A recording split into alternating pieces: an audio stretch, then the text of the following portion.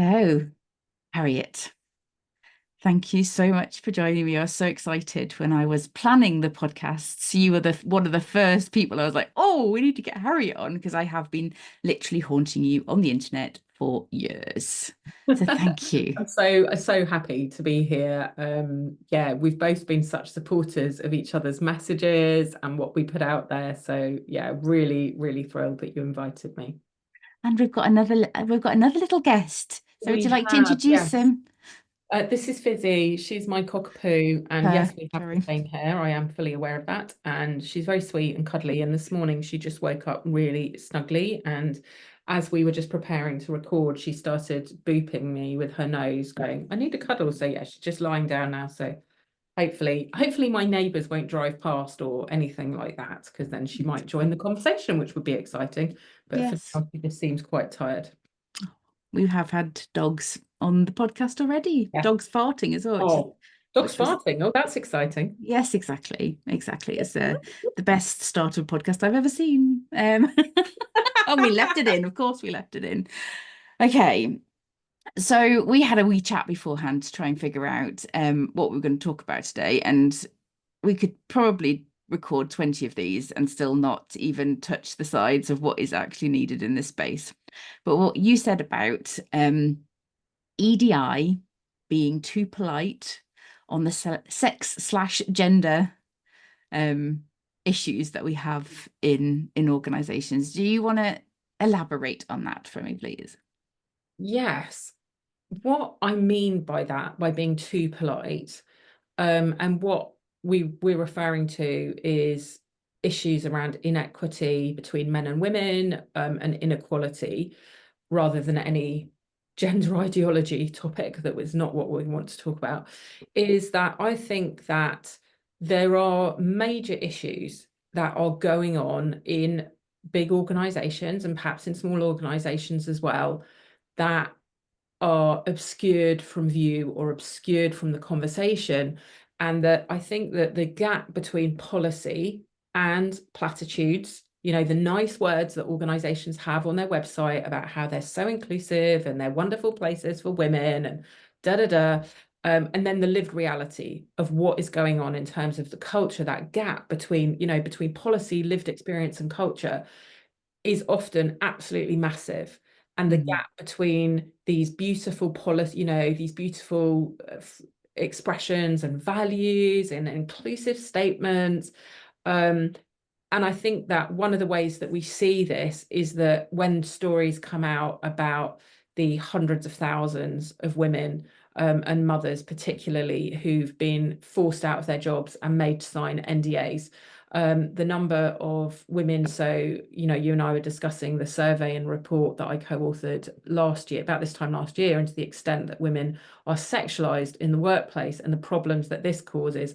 I think that there are issues, major issues, that are going on that, because people are just sweeping them under the carpet with NDAs, or because no one's talking about it, because it's much easier to talk about maternity policy, or it's much easier to talk about, women's leadership programs, than it is to say, well, actually, the data shows that 50% of women have either left a job or very seriously considered leaving a job because of being sexualized in the workplace, or that 40% of people are saying there is at least one person in their workplace whose behavior is inappropriate in terms of sexual harassment, sexualizing the women in the office, that they genuinely feel unsafe, but that this person is protected because they're such a high performer and nothing's done about them. I Mhm. think these are the things that people are much too polite not to talk about. And I'm also, there's a number of people who started talking about it since I started talking about it, but I was the first person to talk about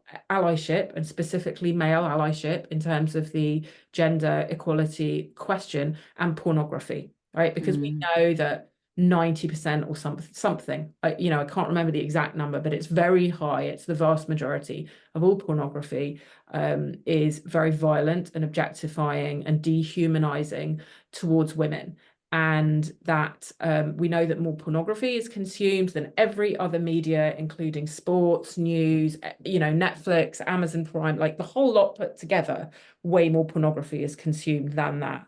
And so I was one of the first people to start saying, well, allyship is not, it's not a t-shirt that you put on when you walk into the office, but then when you're not in the office, you're actually getting off to really violent, objectifying porn. The two are completely incompatible, right? Yeah. I don't see how somebody, and we know that an awful lot of people, including women, are getting off on this kind of pornography. It's not just men. I want to be really clear about this. We know that women consume pornography, although it's a far greater percentage of men. But how can these people, men and women alike, be genuine allies to other women and respect women and want to hear what they've got to say and promote them and support and create a supportive environment for women when that's what they're aroused by, right? I think that there's dark corners to culture and society that are massively affecting what's going on in companies, where you've all got to be incredibly polite and go, oh, well, what about our menopause policy? And are we getting 50% roughly of graduate intake? And yet there are things that, I'm not saying that those things are not important. Those things are all extremely important. But I also think that these other things are also extremely important, but it's uncomfortable, right? It's much easier to talk about the coaching that you offer your women when they're coming back from maternity leave in order to help reintegrate and manage their newly complicated life, rather than to go, well, actually, there's 3 people in this building alone where we've had like a number of complaints about sexual harassment or inappropriate behavior, and all those people have left because we made them sign NDAs, but the outperforming, very 9 times out of 10 at least, it's men rather than women. I'm not saying there aren't female predators, of course there are, but it is mostly men. Rather than tackle that and say, well, maybe that's why women are leaving. Maybe that's why we're struggling to get enough women further up the chain, that we're not getting enough women at senior management level. So yeah, I think that there's dark corners that people don't want to look at, and also where there's almost a lack of accountability, right? Because when you look at what we see within NDAs, is that the money that costs doesn't sit within anything that you can actually see and measure. It's sitting within the legal budget. It's sort of hidden away, isn't it? So when you're looking at, if someone's reviewing a department's performance, they're not seeing that cost factored in. No. And very few people would be even aware that those NDAs are happening. They would be like, well, oh yeah, another woman working for or with that person seems to have left. Yeah. No. And it's always like they always get shoved under the carpet. There's like, we won't discuss it. And then the NDAs are written in such a way that they are threatening and scary for the women, and it gags them. So they can't say anything about it. And but nothing is done about these people. No.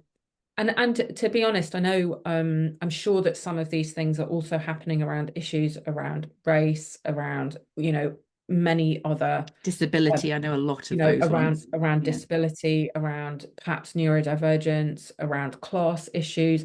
I'm not saying that the NDAs and this issue is something that only happens to women, but I think that when we're talking about the gender balance conversation, it's highly relevant. I know that Pregnant Then Screwed put out some data, didn't they, earlier this year, and it was hundreds of thousands of women. It was not just a few. And when I wrote something about it online, my inbox was flooded with women saying, I can't say too much, but I resonate with this thing that you put out. Like, they, even in a private message, they're scared. They know, and they can't tell their partners, they can't tell their friends, they can't go and get therapy. And it's having a really detrimental effect on them. The talent drain, the talent loss is huge, and the economic cost is huge. And it's at what point is that going to be addressed, when these organizations, they can't bring people in? Because as much as we know the NDA silences women, there's this beautiful, I would say, defense mechanism that women created way back in the olden days, and it's been vilified for years, but gossip happens. Well, just even the phrase gossip is sexist, isn't it? Yeah. It's sexist language and misogynistic language, and it's designed to the word gossip is designed to make women who just discuss what's going on, sharing information Yep. into, it's a bit like, nagging or Hmm. hysterical. It's just part of misogynistic language designed Yep. to get women to shut up and know that, it's a bit like know your place, calm down, dear, isn't it? Yeah. But I love the word now. I think we need to Really? reclaim it. Yes. Because it's a way of, or throughout the millennia, a way of keeping women safe. Yes, We need to talk very about much so. the pervert in number 11.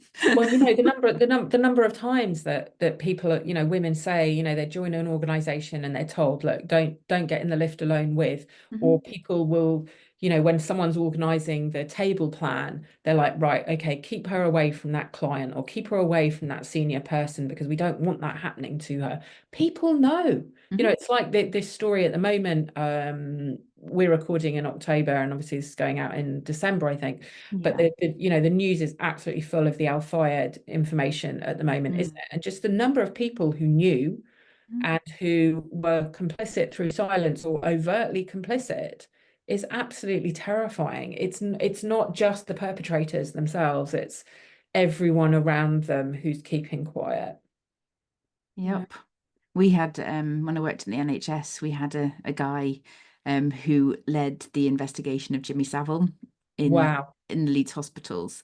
He Gosh. came to talk to us, and because I worked as an organisational psychologist, and I was the person on the team that was good at tech, I was always having to go to see his talk. So I've heard it like half a dozen times, and everybody knew.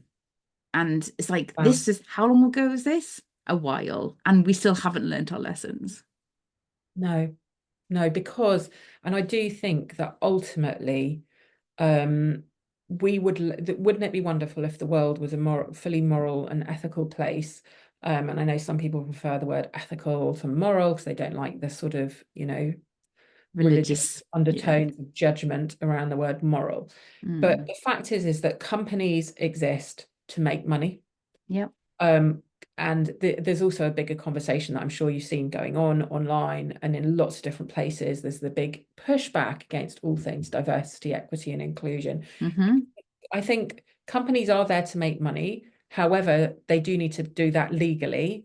And there are new directives around, how companies must proactively protect their workers from sexual harassment. And, there is legislation that's helping to protect people. But at the same time, um, there is also the conflict between making profit and the quarterly reporting cycle to the stock market, which creates Hmm. very short-term pressure, and then diversity, equity, and inclusion, which to all intents and purposes has become quite like a social justice movement. Is that compatible with making profit and the quarterly reporting cycle? Because D&I efforts need to be quite long term. You can't just suddenly change things. Um, yeah, it takes a while. And not only that, do a lot of people, do they come to work in order to be social justice warriors as well as doing the work that they're doing? Do they want to do that? And I know that for the people who rightly so have been disadvantaged all their life, feel quite aggrieved by that and want things to be different and want people to support them. But are we expecting too much? Are we, Mm. and I think where is the right place for all of this to sit? Is it, Yeah. should it be down to companies? I mean, I had a conversation with a female MP actually at an event last week, who was talking about actually when you leave it to companies to try and fix things themselves, quite often a report will come out 10, 20 years later. You see the same bits of research coming out and nothing's changed. And often you do Mm. need legislation, you need the political will for change so that companies actually have no choice and they have Hmm. to make things different. And Yeah. I do wonder whether we need something like that around NDAs and around the culture of secrecy, in order to get the culture to match with policy and platitudes.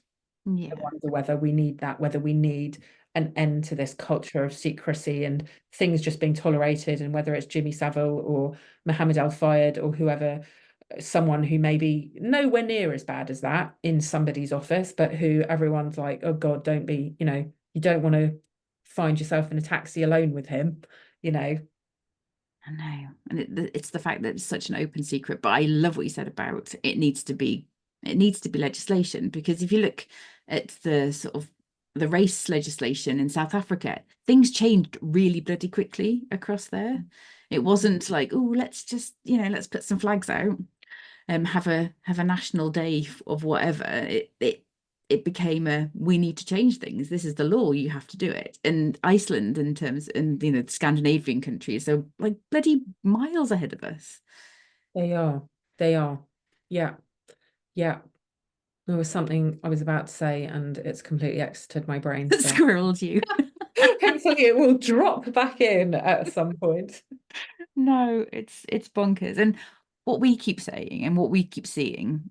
So I am naturally drawn to want to work with women and empower women and, give them the skills that they need to survive, never mind thrive in organizations. But I don't know whether I'm becoming almost long in the tooth, and I think you're here too. It's We need to stop blaming the women. We need to stop women thinking, oh, it's my problem, I'm broken, and look at the wider organizational context. Their colleagues might be the ones with the problem, not the women. 100%. And I think it's, it's summed up, isn't it, by stop fixing women and fix the systems. Because I spent, over a decade supporting senior and rising star women around confidence, self-worth, leadership, success, personal brand, all that sort of stuff. And I think what that does is it can only get you so far, because if the culture that you're swimming in is really toxic, it will make no difference ultimately. And all those sorts of programs they do victim blame, because they tell the women that it's their fault rather Yeah. than that it's something systemic and cultural. And it's also very short term in terms of the ROI, those sorts of programs, because you get, I don't know, a group of say 5, 10, 20 women, and you put them through this program and you pay quite a lot of money for it, and they come out really empowered, but nothing has changed amongst their colleagues or the culture, and so they feel incredibly frustrated, and not long after, a lot of them leave. You often Yeah. find with those sorts of programs that actually after a year, not that many of them are still there. And yet nothing has changed for the women that are coming up through the ranks. Nothing's changed culturally, so all the same problems are happening. And it's one of the other things that I started to talk about last year as well, was this idea that imposter syndrome, firstly, is not a syndrome, that it's a phenomenon, which means it's cultural, because that's what the psychologists who have been researching it and who are on the cutting edge of it are saying. Stop calling this a syndrome, stop victim blaming people, and look at the context that's going on. And some really interesting things have come out in the research in terms of corporate culture and which cultures are far more likely to create people who feel like imposters.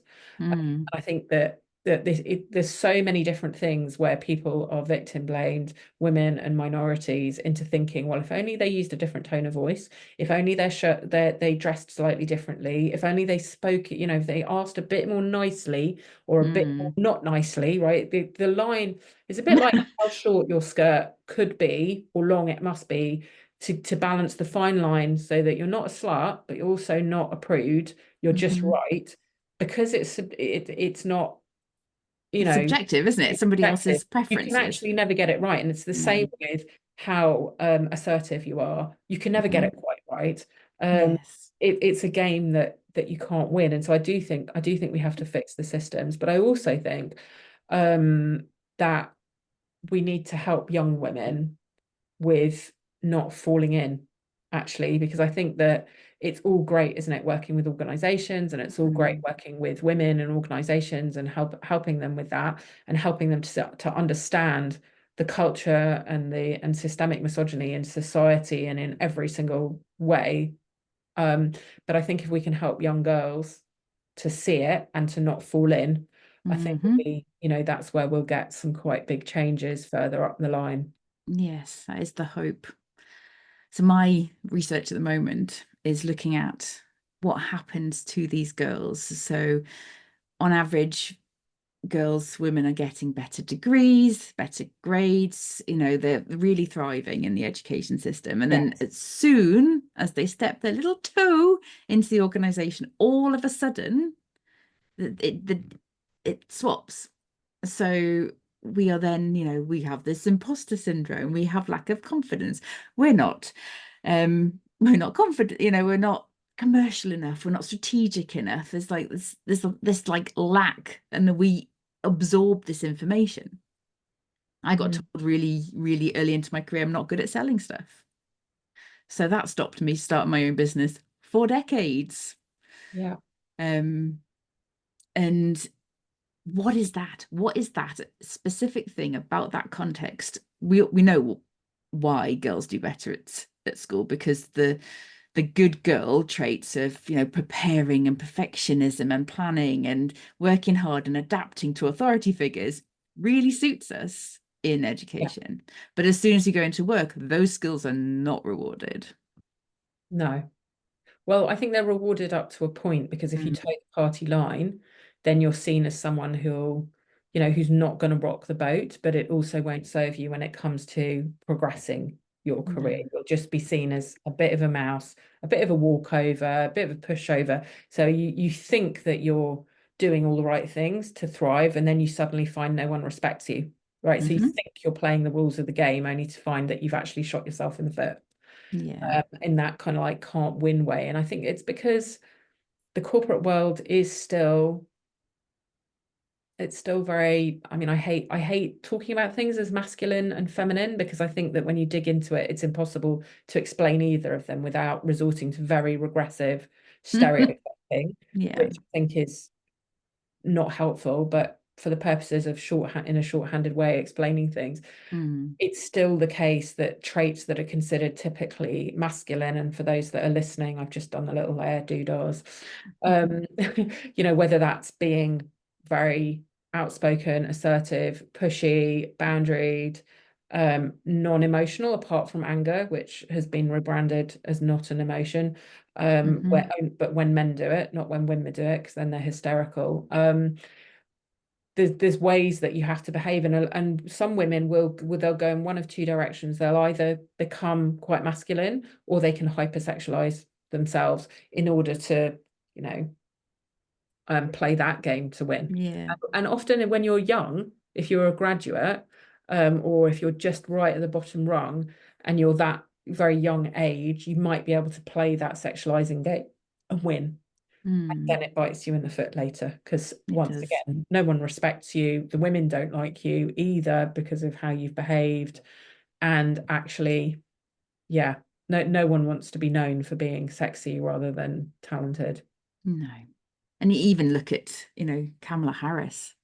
Obviously, when this, I'm just praying to the future us that things go okay in the UK, in the US elections. But the fact people are saying that she slept her way to the top, even now, and it's Yeah. like, And as if that's some kind of, and let's imagine, right, a world in which she felt she had to have sex with men in positions of power in order for her career to progress. What we're actually saying is that men withheld promotion, and would only give them in return for sexual favors. Why Mm, is that bad for her? Why is that exactly. bad for her that those were the rules of the game? Why is it not the men who are demanding that women play by those rules if they want to advance, that are seen as problematic? Yeah. Right, I but saw. it's not. It's just again, it's like the word gossip. It's like just the whole way that things are looked at are Mhm. designed to be that women can't win. And No, even when you start winning, you then can't win. they come in for all kinds of criticism. I know. So criticism is actually one thing I'd love to talk to you about before we close, because you are very outspoken on the internet. And I was sitting here in my bedroom going, "Whoa, my bedroom. I don't ever sit in my bedroom. I sit in my office, clapping and thinking, you kind of make the rest of us braver. So thank you for that. But I Very have well. seen the pushback that you get. And never mind you, like Jessica Taylor, Jesus, Yes. the pushback that she gets is just Yes. horrendous. Yes, I think I've had to develop a very thick skin Hmm. because of probably the two most controversial things that I talk about would be sexism, and I've taken a pause from it just for my own sanity, but I will return to it. But my sexist WTF of the week posts tend to go viral every single time, and then you get a lot of pushback, whether that's patriarchy's handmaidens or whether you get the not all men blokes or the this is all ridiculous, whatever. There's This pushback. is, or this isn't Facebook. Those Yeah, people. exactly. And then also I've called out the entire EDI industry for its lack of inclusion around Jewish people and anti-Semitism in the Hmm. current climate, which I know some people have found quite challenging, but broadly it has enabled a bunch of other EDI people to start also being inclusive in terms of their anti-racism conversations to include anti-Semitism within that. So I'm really pleased that that's happened. And I actually saw in the news yesterday that over in the States, the head of D&I at a huge company, and this was on the New York Post, is now in legal trouble because he refused. He said when the Jewish people in this huge organization said, we want an ethnicity group, an Hmm. ERG. You've got a Christian group, you've got a Muslim group, you've got a Hindu group, you've got a this group, you've got a that group. We'd like a Jewish group, and he was very much like, well, no, Jewish people aren't oppressed and they're not a minority, and you're not allowed your own ERG. And he's now in legal trouble for that. But the whole Good. views don't count conversation has been huge and very very distressing for many, many people to observe, actually. But I Mm. think it's one of the things that can happen when you are independent, as I am, and self-employed, is that you can be outspoken. And yeah, and I choose to be because that's just my personality as well. That I think that if you're going to call something out and you're going to call people in to help with it, if you soften things too much, then people are like, why is this even a problem? So I think you've got to Mm. be quite, yeah. No, thank you for that, because it's so needed. It's so needed. And, people just walk around in their own bubbles of everything's fine. I can't remember the figures, but like gender equality's fine. There's no like racism around Jewish people. It's like, open your freaking eyes. It's like, what? Yeah. Yeah. Yeah. I know, and it's one of the things actually at the beginning of any allyship workshops and inclusion workshops where we'll look at that are based around inequality between men and women, right, rather than Mm. more general ones, where you have to let people know, like, where are the stats right now? What is the Hmm. percentage of women on boards? What is the percentage of this and that? Where is the gender pay gap? Because I think that there's often is this narrative that, well, it's got feminism has gone too far, or the push for women's rights has gone too far now. And so it's Mm. I think if we can counter that with facts, it's extremely helpful. And I think particularly for young men, actually, and teenage boys in school, because they often feel, oh, there's so many initiatives for girls and women, like we're Hmm. left out. Yep. And they don't necessarily understand because they didn't grow up where in an era where women couldn't open bank accounts without their dad's permission, or where marital rape was legal, or any of these sorts of things, and where it was completely legal to sack a woman because she was pregnant, or to pay her half because she's a woman. So Hmm. they don't realize what it was like. But I do think that we need to bring boys and men along with us on this conversation as Hmm. well. I'm very much against the vilifying and the divisiveness of some quarters of the conversation. I think if we can get everyone on the same side and just see that actually no one's winning at the moment. I No, know, there's an awful lot of ways in which women are not winning, but boys and men aren't really winning in the current paradigm either. no, no, nobody wins in the patriarchy. No. Perhaps, the Elon Musks of the world, but that's about it. Yeah. No, Yeah. it's But even it's then, you look at what his some of his children have to say about him. You know, is he winning? By what measure? By only a capitalist measure, is he winning? Is he exactly. winning in terms of other kinds? Who knows? No, I know. Bless him. Let's just bless him. Just bless Yeah. him. Okay, so last question I always ask all my guests, and I didn't set you up this one, so I'm really sorry. If somebody's listening and we've got them thinking, what what's the question you want them to think about over the next week or so? What can they ponder? I would love for people who are listening to question whenever a woman is not succeeding or not thriving in an when it looks like she should be, is rather than asking what is this woman doing wrong or what am I doing wrong, is to say what is it about the culture around me that is making it very, very hard. And to just stop blaming women and stop blaming yourself, and instead look at the systems, look at the structures, look at everything around you, and get some balanced perspective in there. Awesome. I could talk to you all day, but I know you've probably got things to do. Unfortunately. So thank you so much for coming on. I have absolutely no doubt that me and my imaginary friend will have you back on at some point in the future. That would be lovely. Do stay in touch. I will do. Keep haunting you on the internet. Please do. As I will keep haunting you as well. Awesome.